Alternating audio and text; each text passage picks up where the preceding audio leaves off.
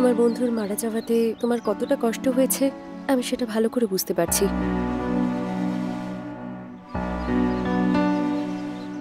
আমারও খুব কষ্ট হচ্ছে।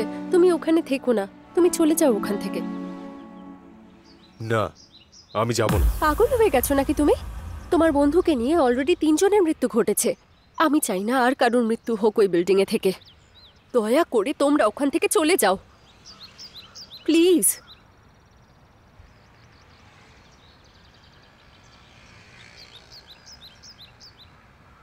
তুমি এখন এটাই ভাবছো না যে তুমি ওখান থেকে চলে গেলে টাকাটা হয়তো আর পাবে না?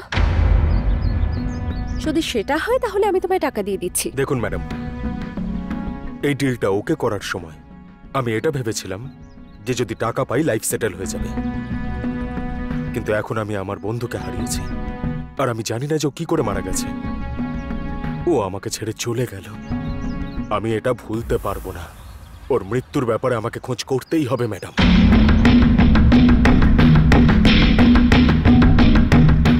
পুলিশের কোনো প্রবলেম হলে সেটাও সামলে নেবো আমি। আমার জন্য টেনশন করবেন না আপনি। শুধু এটা বলুন, আপনি আমাকে বিশ্বাস করেন কি? যদি আপনি আমাকে বিশ্বাস করেন তাহলে শুনুন ম্যাডাম, আমি এই প্রবলেমটা যে করেই হোক সলভ করব। আপনার কাজ কমপ্লিট হয়ে যাবে। চলি এবার ম্যাডাম।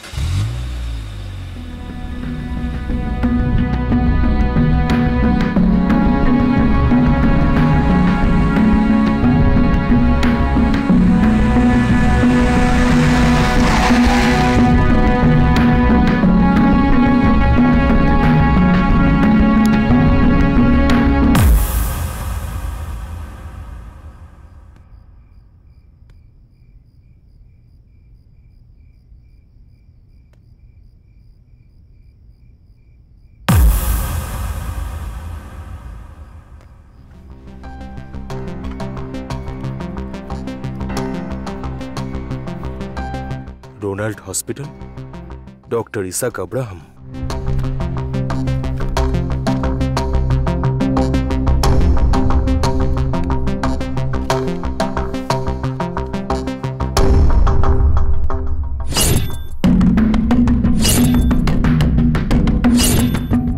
কোথায় গেছিলি ভাই তুই? আরে কোথাও যাইনি ভাই, রাত্রিবেলা জিপের হর্নের আওয়াজ পেলাম আর গিয়ে দেখলাম তখন ওই বাচ্চাটা ছিল। তারপর আমি ভাবলাম যদিও এই বাচ্চাটাকে দেখে ফেলতো তাহলে আমাদের মাথা খারাপ করে দিত। খোঁজ নিয়ে দেখলাম যে পাশের হসপিটালের পেশেন্টও ওখান থেকে পালিয়ে এখানে চলে এসেছে। সেই জন্যই ওকে ওখানে রেখে তারপর এখানে এলাম।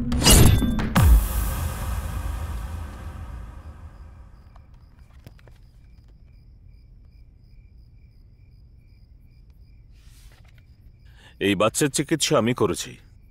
এবার পুরনো পেশেন্ট। কিছুদিন আগে ওর বাবা মা আমার কাছে এসেছিল, এই বাচ্চাটিকে চেক আপের জন্য নিয়ে এসেছিল। এই বাচ্চাটির স্মৃতি সংক্রান্ত অসুবিধে আছে, সেই জন্য হাসপাতালে ভর্তি করতেও বলেছিলাম। 2 দিন বাদে বাচ্চাটিকে ওরা নিয়ে আসে, কিন্তু তারপরে ওদের আর খোঁজ পাইনি। রেজিস্টার থেকে ওদের ঠিকানা খুঁজবার চেষ্টা করি, কিন্তু জানা যায় যে ওই অ্যাড্রেসে নাকি কেউই থাকে না। তারপরে বাচ্চাটা মিসিং হয়ে যায়। পরে কেউ বাচ্চাটিকে খুঁজে নিয়ে আসে আর অ্যাডমিট করিয়ে দিয়ে চলে যায়। যে অ্যাডমিট করিয়েছিল সে আমার বন্ধু। ও আচ্ছা। আচ্ছা, ওই বাচ্চাটা এখন কেমন আছে? এখন তো ট্রিটমেন্ট চলছে, ধীরে ধীরে বাচ্চাটা রিকভারিও হচ্ছে। ওকে কি একবার দেখতে পারি আমি? হ্যাঁ, নয় কেন, চলুন আমার সঙ্গে, আসুন।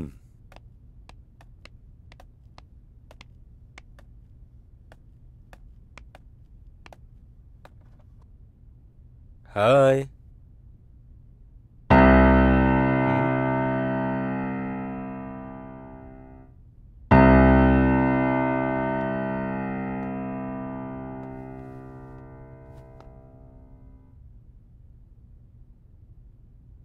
আমি ড্রিম ভ্যালি হোম থেকে আসছি।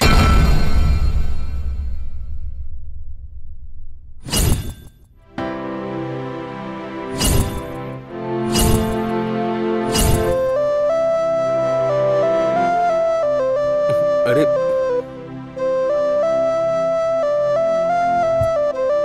কি হয়েছে মা?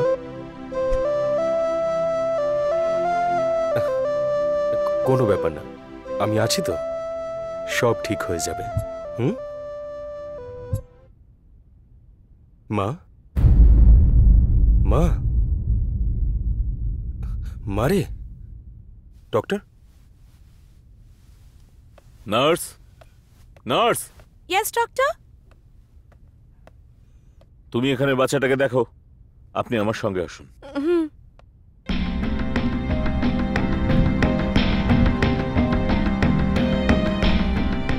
বাচ্চাটি আপনার সঙ্গে ইমোশনালি কানেক্ট হয়ে গেছে। আপনি যে মুহূর্তে ড্রিম ভ্যালি হোমসের নাম নিলেন, মুহূর্তের মধ্যে বাচ্চাটি রিয়্যাক্ট করলো। হতে পারে ওর বাবা মার মিসিং হয়ে যাওয়াটা ওই ড্রিম ভ্যালি হোমসের সঙ্গে কোনো রিলেশন আছে। একবার ওই অ্যাঙ্গেল থেকে এনকোয়ারি করে দেখুন।